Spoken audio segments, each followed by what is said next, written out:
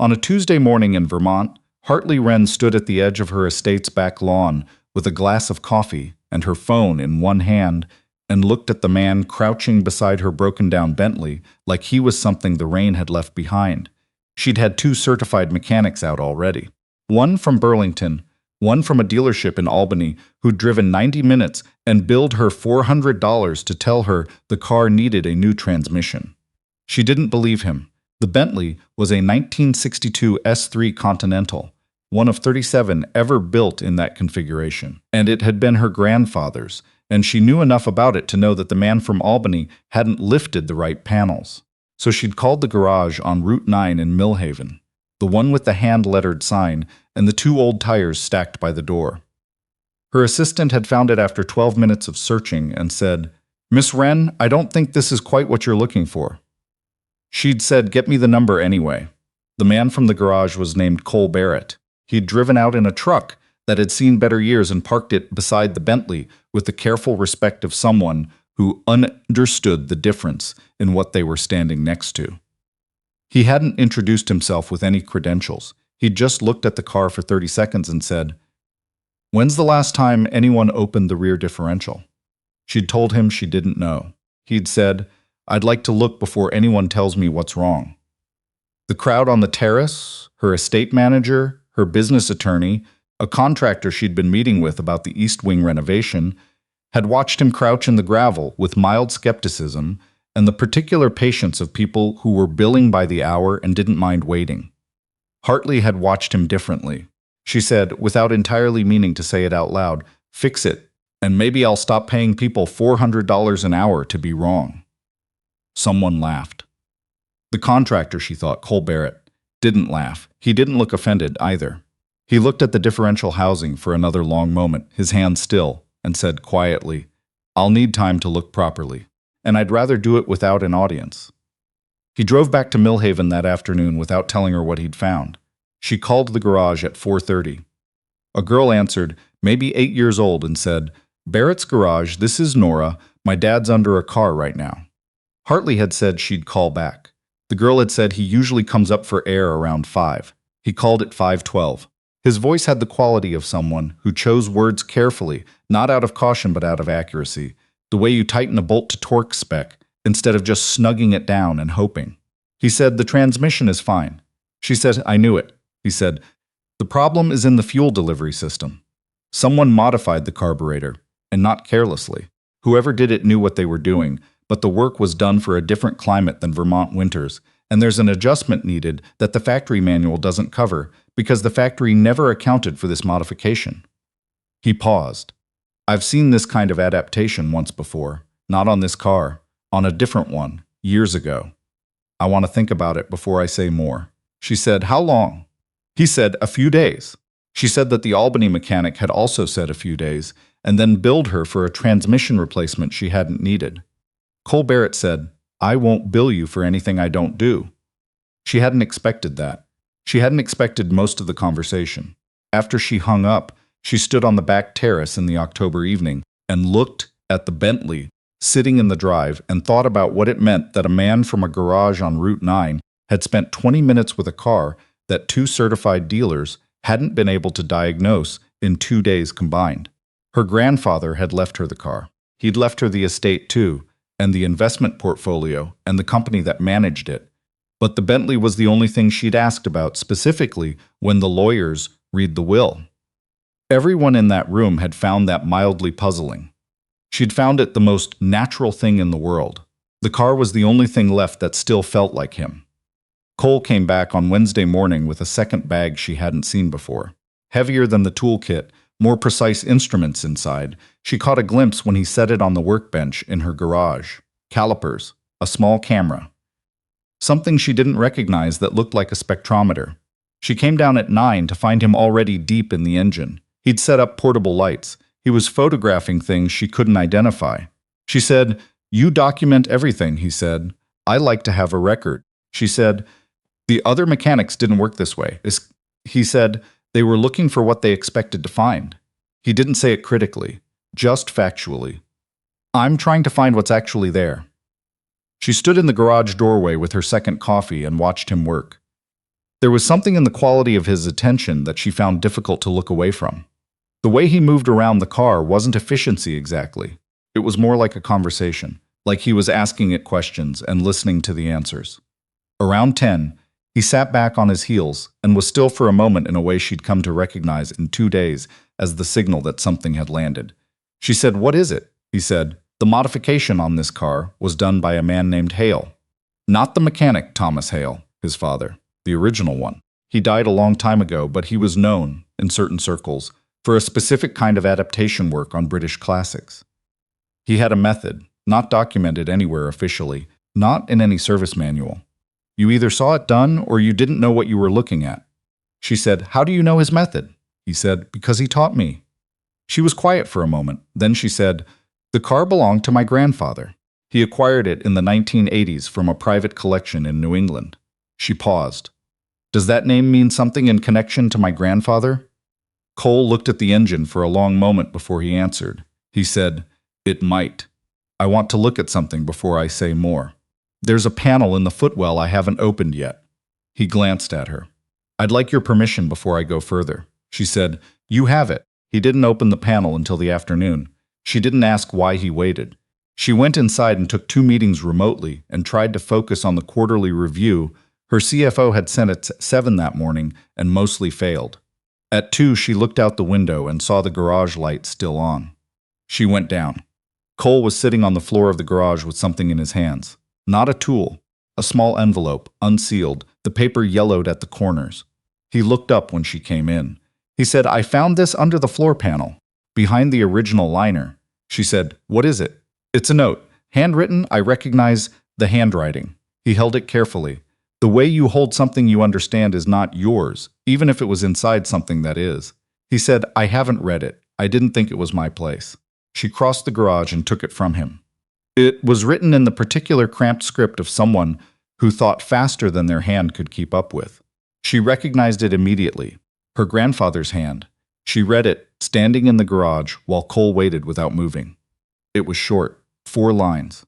The first 2 described a sum of money, a date, and the name of a man she recognized as the executor of a trust her grandfather had established 30 years ago. The second 2 lines said that the car was not to be sold or transferred to anyone outside the family until the contents of a secondary trust account were properly resolved, and that if anyone was pressing to acquire it, the note was to be considered his standing objection. She read it twice. Then she said, "My grandfather's business manager has been trying to get me to sell this car for 6 months." Cole said, "Who's the business manager?" She said, "His name is Preston Albright. He's been with the estate management firm since before my grandfather died. He handled the transition." Cole said, "And the trust account the note mentions. Do you know about it?" She said, "No." She said it quietly. She said, "Nobody told me about a secondary account." The silence in the garage was very complete.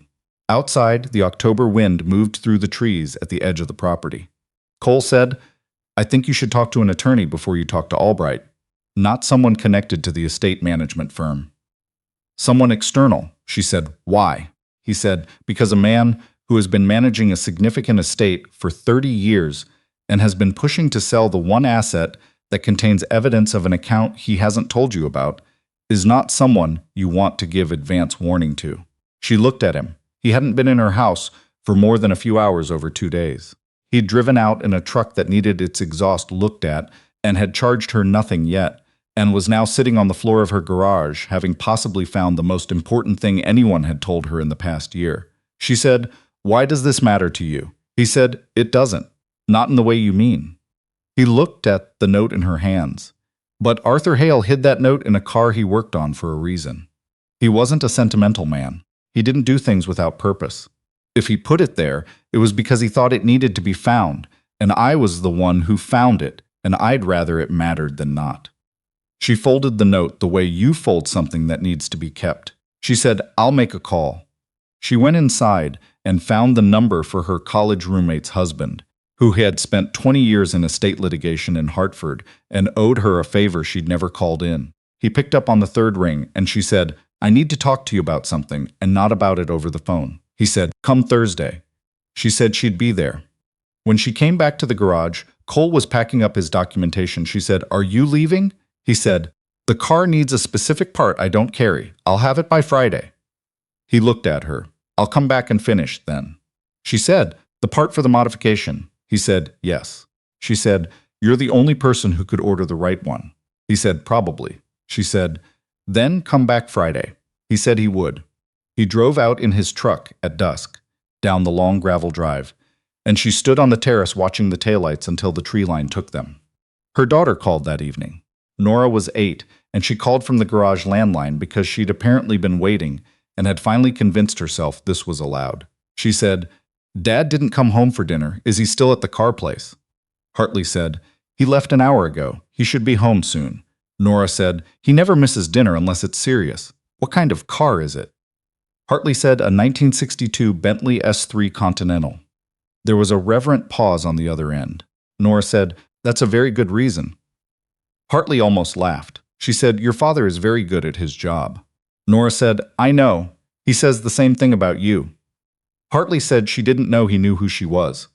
Nora said, Dad looks people up when he's going to work on their important cars.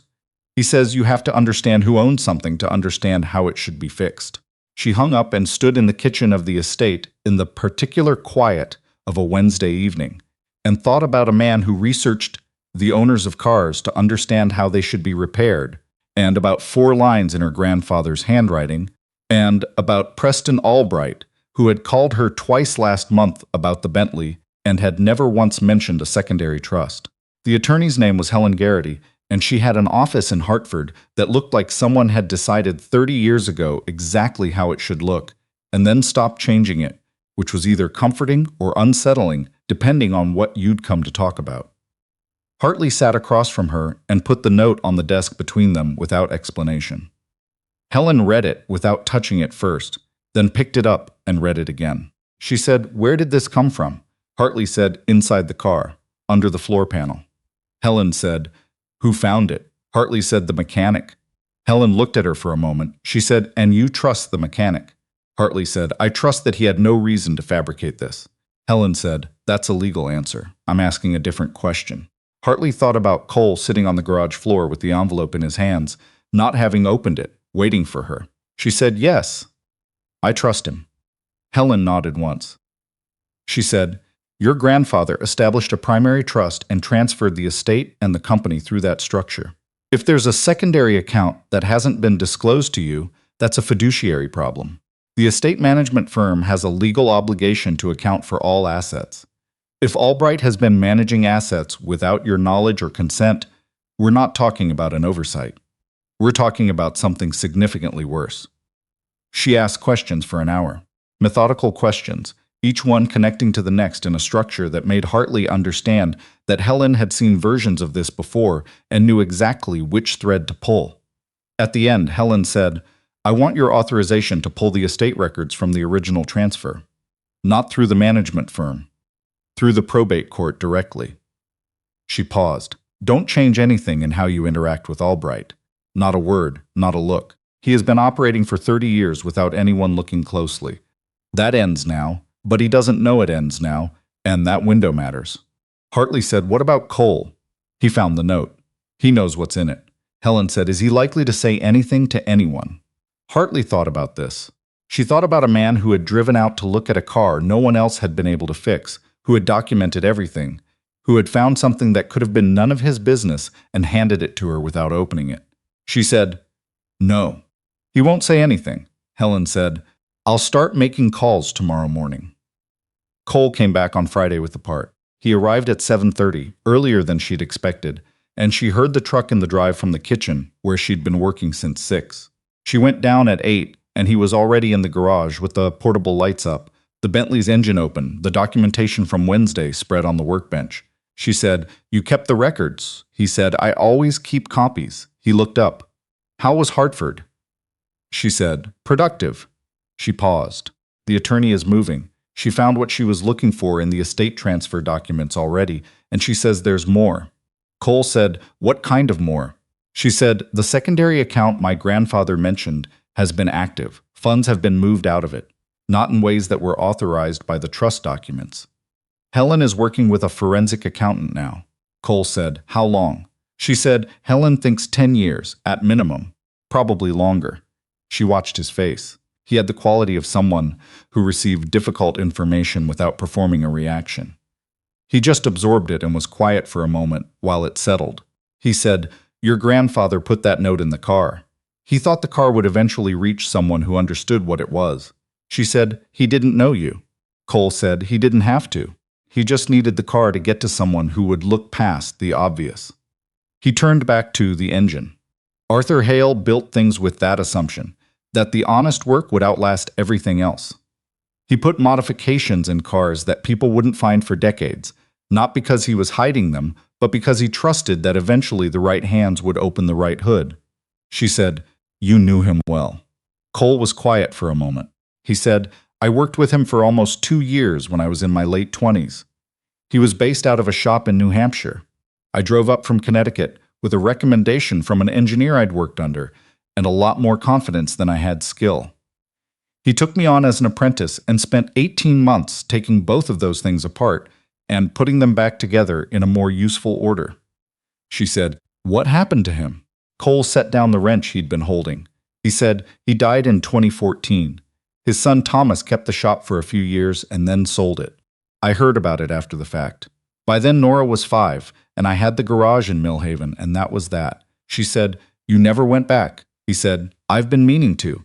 He said it simply, without drama, the way you say something you've said to yourself many times. Then he picked up the wrench again and got back to work. She went inside and spent the morning on calls she'd been putting off, and in between them she found herself thinking about what it would take to work for 18 months under someone's instruction when you were already good at the thing you were learning. The kind of humility that required, the kind of trust. Preston Albright called at noon. He wanted to schedule a meeting about the estate's Q4 review, and mentioned, as he always did, that there had been renewed interest from a buyer he'd been in conversation with about the Bentley. She said she was busy through the end of the month. He said, "Of course, whatever works for you," and the ease of it, the practiced smoothness, sat in her ear differently than it ever had before. She went back down to the garage at 2. Cole had the car running. She heard it from the top of the stairs and stopped. The sound was extraordinary. Not loud, not aggressive. Layered and deliberate, like something that had been waiting a long time to say what it actually sounded like. She stood in the doorway and listened. Cole looked up from where he was standing by the open driver's door. He said, "That's what it was always supposed to sound like. Whoever modified it did it right. It just needed someone to finish the conversation." She walked in slowly. She said, "Can I sit in it?" He said, "It's your car." She got in the driver's seat. The leather was cold in the October afternoon, still original, still holding the shape of decades. She put her hands on the steering wheel and looked through the windshield at the garage wall, and for a moment felt the particular, specific weight of something she'd loved for a long time, finally being itself again. She said, "My grandfather used to drive this on Sunday mornings. He'd take the long road along the ridge and come back for lunch, and he was always in a better mood when he got back. I didn't understand it until I was older. I thought it was the drive." She paused.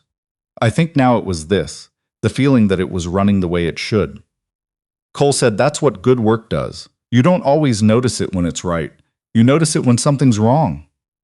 She looked at him through the windshield. He was leaning against the workbench with his arms crossed, and his face had the expression she was beginning to understand as his thinking face. Not distant, just processing something at a depth that didn't require expression. She said, "What are you thinking?" He said, "I'm thinking about the note, about why Arthur put it there specifically. It could have been a letter to you, a document in a file, a note with the title papers. He chose the car." He said, "I think he knew that whoever inherited this car would love it for the right reasons, and that meant eventually someone would take it seriously enough to look past what was obvious." He paused. He was betting on the quality of attention. She said he was right. Cole said, "About you or about me?" She said, "Both." He almost smiled. It wasn't quite a smile, but it was the close cousin of one, and she filed it away in the way you file small things that turn out to matter. She drove the car out of the garage that afternoon. Cole sat in the passenger seat because she asked him to, and because the car needed to be observed by someone who could read whether it was performing correctly. They took the ridge road north of the estate, the one she'd watched her grandfather take on Sunday mornings, the October, tree in full color. the light doing the particular thing it does in Vermont in October, where everything is slightly more itself than at any other time of year. After 10 minutes, she settled into the car completely. She could feel, when it happened, the small shift of driving something without thinking about it. She said, "Helen thinks the amount in the secondary account is significant." Cole said, "How significant?" She said, "Enough that Albright's been managing it as a separate operation for a decade, pulling fees. Moving funds into accounts connected to his firm, but not to the trust." She paused. The car wasn't the only thing he was trying to acquire. It was just the most visible piece, Cole said. He wanted to clear the last evidence. She said, "Helen thinks so." The note would have been enough on its own, with the account records, to establish that he had knowledge of the secondary trust and failed to disclose it. She paused. "My grandfather hid it in the one thing he knew. Albright couldn't sell without my direct sign-off." Cole said, "He was protecting you." She said he was protecting what he built. "He trusted me to figure out the rest." They drove through the curve at the top of the ridge, and the valley opened up below them, bare fields and a thread of river and the particular depth of sky that comes in October. The car handled the descent with a sureness that felt almost personal, like it was glad to be going somewhere. Cole said, "What happens now?" She said, "Helen files with the state AG's office next week. The forensic accountant finishes the report by Friday." She paused. "Albright doesn't know any of this is happening." Cole said, "Does he know the car is running?" She said, "Not yet. She thought about it. He'll find out. He calls every few weeks. He'll ask, and I'll tell him it's running, and I'll watch what he does with that." Cole said, "That's a good instinct." She said, "I've spent a lot of years in rooms with people who told me what they thought I wanted to hear." She paused. "I've gotten better at noticing what they do when reality doesn't cooperate." Cole said, "I believe that." She looked at him briefly. He was watching the road, the way you watch a road from the passenger seat when you trust the driver. Not tense, just present. She said, "Your daughter called me the other night." He looked at her. She said, "She was looking for you. I told her you'd left." She said she knew you never missed dinner unless it was serious. Cole said, "That is unfortunately accurate." She said, "She told me you look people up before you work on their important cars. Because you need to understand who owns something to understand how it should be fixed." He was quiet for a moment. He said, "It sounds worse out loud than it is." She said, "It doesn't sound bad at all." She said it directly, because that was how she'd learned to operate, and she wasn't going to pretend otherwise. He said, "Nora talks without a filter. She comes by it honestly." She said, "Her mother." A pause, he said, "Yes." And then after a moment, she died when Nora was 3. Cardiac, completely without warning. She'd been healthy. She was 31. He said it the way you say things you've said many times, not flatly, but without the edges, worn smooth by the repetition. The same way the Bentley's leather was worn smooth. Not damaged, just present through everything. She said, "I'm sorry." He said, "Thank you." She said, "How long ago?" He said, 5 years. She said, "Millhaven." He said, "We moved after. There was a job in Burlington I turned down because it would have meant 45 minutes from wherever Nora was at any given moment, and I wasn't willing to do that. Millhaven was halfway, small enough to know what was coming in every direction." He paused. The garage was already there. "I bought it from a man named Walter who was retiring and wanted it to go to someone who'd use it right." She said, "And you have?" He said, "I've tried." They drove back through the estate gates as the afternoon went long and gold, and the Bentley's engine said everything it needed to say about the quality of the work that had been done to it that morning. Cole sent his invoice from his truck in the driveway. She saw the notification on her phone and opened it and looked at it for a moment. It was fair, careful and itemized, and entirely reasonable. She paid it before she went inside. 6 weeks passed. The forensic accountant finished the report on a Thursday. Helen called her from the car on the way back from a meeting in Providence and said, "It's worse than we thought, which is better than we feared." She said the account records went back 17 years. She said Albright had been managing the secondary trust as a personal asset since 2 years after her grandfather's death. She said the amount was significant enough that the state AG's office had been making quiet calls since Tuesday. Cole called her on a Wednesday in November, not to ask about anything, just to tell her that the Bentley had a sound she might want to have someone listen to if it came back in the spring after the winter sitting, something minor in the valve adjustment that would resolve itself with use but shouldn't be ignored. He said it the way you say something you'd thought of and wanted to pass along. She said she'd have him come look at it. He said, okay. There was a pause that wasn't uncomfortable. She asked how Nora was. He said she'd lost her front tooth and had been performing the gap for anyone who would stand still long enough. She almost laughed. She said it sounded about right for 8. He said she'd probably agree. She drove up to Millhaven on a Saturday in December, unannounced. She'd been in Burlington for a meeting that ran short, and Millhaven was 15 minutes south, and she was in the Bentley, which had been running the way things run when they've finally been fixed properly, with the quiet assurance of something that knows what it is. She parked in front of the garage and went to the door. Nora was inside, sitting on a rolling stool eating crackers and reading something with the focused absorption of a child who reads the way some people breathe, automatically and without quite registering it. She looked up when Hartley came in. She said, "You're the Bentley lady." Hartley said, "I am." Nora looked at her with the direct assessment of a child who hasn't yet learned to make it less obvious. She said, "It worked? The car?" Hartley said, "It's running better than it ever has." Nora said, "I knew he'd fix it." She said it simply, with the confidence of someone reporting a law of physics. He always figures out the part that doesn't make sense. Cole came out from the back bay wiping his hands. He looked at her with brief surprise that settled into something else. He said, "You were in Burlington." She said, "I was." She said, "I brought you something." She held up the paper bag from the deli 2 blocks from her attorney's office. She'd stopped without entirely consciously deciding to. Coffee and sandwiches and something with chocolate for Nora, who she'd thought about bringing something for, in a way that meant she'd been thinking about coming here longer than she'd admitted to herself. Cole said, "You didn't have to do that." She said, "I know."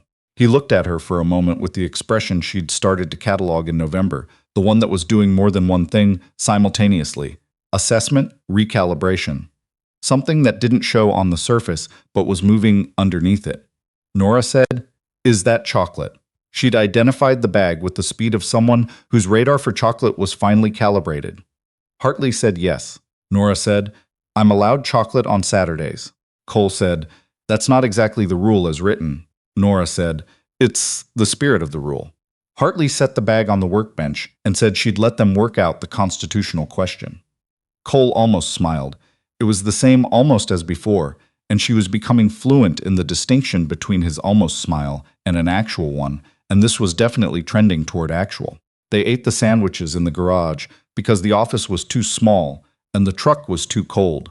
Nora sat on her stool and ate her chocolate with the methodical satisfaction of someone who had known this was coming and had been patient enough to deserve it. She talked without stops. She told Hartley about her teacher, about a girl named Bess who had borrowed her pencil case without asking and returned it with a blue pen missing, about a project on the water cycle that she'd done with a boy named Otto, who she described as okay but slow with scissors.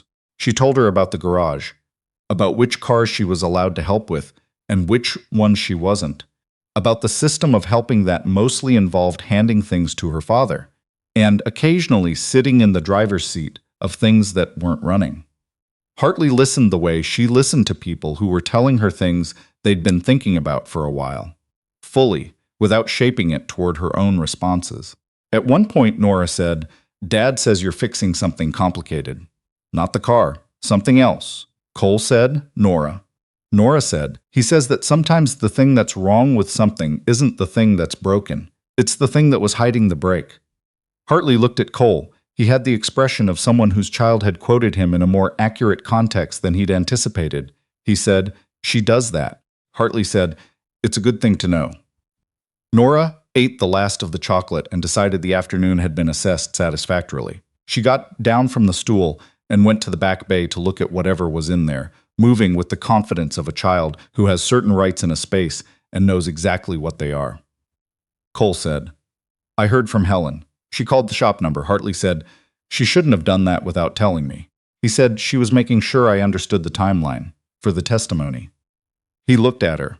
"She told me it would be a court appearance, not just a written statement. She said, 'I'm sorry. I should have warned you.'" He said, "Don't apologize." He said it the way he said most things, directly without softening it to nothing. He said, "It's the right thing. I found the note. I know what Arthur Hale's work looks like, and I can say that in a room under oath. That matters. She said, It does. He said, Your grandfather built something that deserved better than what it got. She paused. He said, A lot of things deserve better than what they get. Doesn't mean they don't get it eventually. The afternoon light had come in through the high windows of the garage and caught the dust in the air above the workbench. She stood in it and thought about her grandfather driving the Ridge Road on Sunday mornings and coming back for lunch and being lighter for it, and about a 4-line note hidden under a floor panel for years, and about a man who had taught Cole Barret to look for what was actually there instead of what was expected to be. She said, I'd like to come back, not for the car. He looked at her. She said, I'm not performing a question here. I know how to do that when I need to, and I'm not doing it. I'd like to come back, and I thought you should know directly. Cole was quiet for a moment. Then he said, Nora's going to have opinions. She said, I suspect she will. He said, She'll probably tell you which ones. She said, I look forward to it. He nodded once. The nod of someone who has decided something and doesn't need to say it again. Nora appeared in the doorway of the back bay and said, Dad, the Subaru is making a noise I don't like. He said, What kind of noise? She made a sound that was deeply nonspecific. He said, That doesn't narrow it down. She made the noise again with additional commentary. He looked at Hartley. He said, I have to go listen to a Subaru. She said, Go. He went. She heard them from the front of the garage, Nora's commentary continuous, Cole's responses short and patient, and occasionally contradicting something she'd said, which she received with the particular indignation of someone who was usually right and didn't enjoy the exceptions. Hartley stood in the garage with the light coming through the windows and the Bentley against the far wall, and felt something that she hadn't felt in a long time and couldn't fully name yet. Not happiness, exactly. More like the feeling that a thing she'd stopped expecting had arrived without announcing itself, the way good things sometimes did, quietly, without a headline, through a side door she hadn't known was open. The AG's office moved in January. Albright's attorneys fought it with the tools available to people who knew the system and had used it well for 30 years. None of the tools were enough. Helen had built the case with the patience of someone who understood that a well-built case was the only kind that held, and the estate records told a story that didn't require interpretation. Cole testified in February. He was the calmest person in the room, which was what Helen told her afterward. She said she'd prepared him for the questions the defense would ask, and he'd answered each one the way he answered everything, with the minimum number of words necessary to be exactly accurate. The defense attorney had tried to suggest that Arthur Hale's modifications were too obscure to be reliably identified as his work. Cole had said calmly that Arthur Hale's specific approach to fuel adaptation in climate-varied conditions was not documented in any factory service manual or published restoration guide because he had never allowed it to be. I learned it directly from him over 18 months of working in his shop. I have seen this configuration in 2 cars in my life. One of them was in Arthur Hale's shop in New Hampshire, and the other one is the car at the center of this proceeding. He had paused. That's not a probability, that's direct knowledge. The judge had made a note. Albright pleaded guilty in April.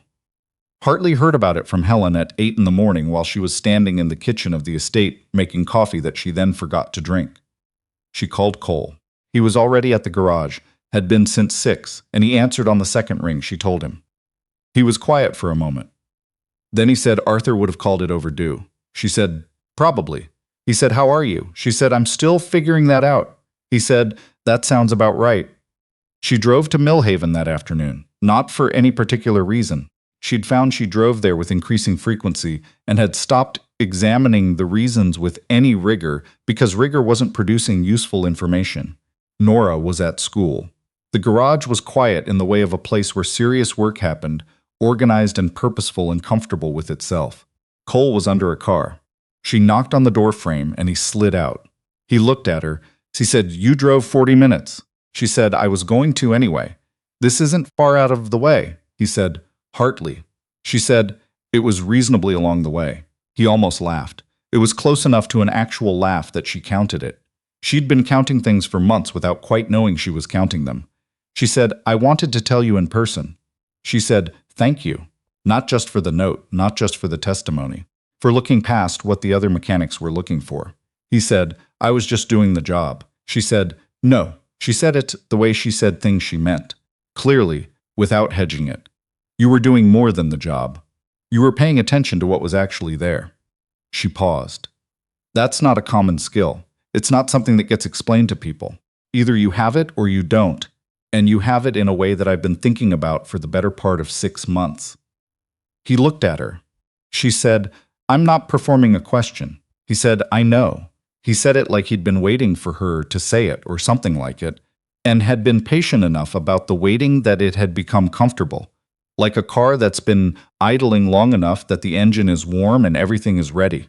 He said, Nora asked me last week if you were going to keep coming around. He said, I told her I didn't know. He looked at the garage floor for a moment and then back at her. I'd like the answer to be yes, she said. So would I. Outside, somewhere on Route 9, a car went past in the November cold, and the garage was quiet around them with the quality of a place that had witnessed a lot of patient work and didn't mind witnessing a little more. He said, There's something I want to show you. He went to the back of the garage, to a shelf above the workbench she'd been looking at for months without seeing what was on it. He came back with a small book. Cloth-bound, dark green, the spine worn soft with handling, he said, Arthur kept journals, workshop journals. His son found this one when he was selling the shop and sent it to me 2 years ago. Said it had my name mentioned in a few entries. She said, Have you read it? He said, Most of it. He held it out to her. He said, This is the entry from the week he modified your grandfather's car. He paused. He described the car. He described the owner. He described what he thought the modification would mean 50 years from then, if the car was taken care of. She took the journal. She read the entry standing in the garage while Cole waited the way he always waited, without requiring the silence to be filled. Arthur Hale had written that the car belonged to a man who understood what things were worth in the ways that didn't appear on ledgers, that the modification was his best work on a British classic to date, that he hoped someone would hear it running right, eventually, and understand what that meant. She read it twice. Then she closed the journal and held it for a moment. She said, He was right about my grandfather. Cole said, He was right about a lot of things. She set the journal carefully on the workbench. She said, Can I borrow this? He said, Yes. She said, I'll bring it back. He said, I know you will. The drive home took her along the ridge road, which added 7 minutes and was entirely worth it. The Bentley ran in the cold afternoon, the way something runs, when it's been understood completely, not fighting anything, not holding anything back, just doing what it was built to do with the full depth of what it actually was. She drove with her hands easy on the wheel and thought about a note hidden in a floor panel for years, and about the particular kind of trust it required to hide something in the belief that eventually someone would know what they were looking at. About her grandfather who had understood that the car would outlast him, and that what mattered was putting the right things inside it. She thought about a garage on Route 9, and a man who looked at what was actually there, and a girl who described her father's instincts with the authority of someone who had never considered that these were unusual. She drove through the estate gates in the late afternoon and sat in the car for a moment before going inside. The engine ticked as it cooled. Outside the windows, the Vermont hills were going dark at the edges, the way they did in November, the last of the light holding only at the ridgeline, gold and patient, before it let go.